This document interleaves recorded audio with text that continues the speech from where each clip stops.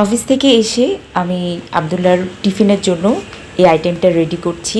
আমি এখানে মুরগির বুকের মাংস, আলু, গাজর, কাঁচা মরিচ, কাঁচা পেঁয়াজ, সে সাথে রসুন কুচি ব্যবহার করছি।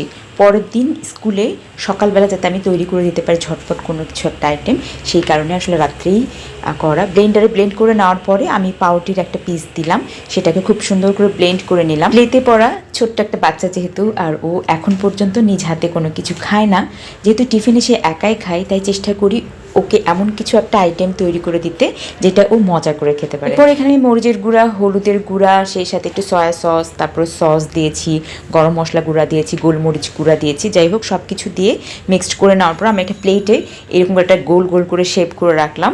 আর এটা এখন আমি ডিপে রেখে দিব। ডিপে রেখে দেওয়ার আধা ঘন্টা থেকে 1 ঘন্টা পর এটা খুব সুন্দর শক্ত হয়ে যাবে। তারপর উঠে আমি একটা জিপার বক্সে বা যে কোনো বক্সে করে রেখে দিতে পারবো। সকালবেলা উঠে আমি হালকা তেলে এটাকে ভেজে নিতে পারবো। শুধুমাত্র এটাকে ভেজেই খাওয়ানো না, এটাতে আমি বার্গার টাইপের কোনো আইটেমও তৈরি করতে পারবো, সেটা ইনশাল্লাহ শেয়ার করব। তো এই হচ্ছে ওর আজকের টিফিন, এটা আমি দিচ্ছি। সেই সাথে ওর পছন্দের ফল তো পেয়ারা থাকছে, সেই সাথে শসা এবং একটা খেজুর দিচ্ছি।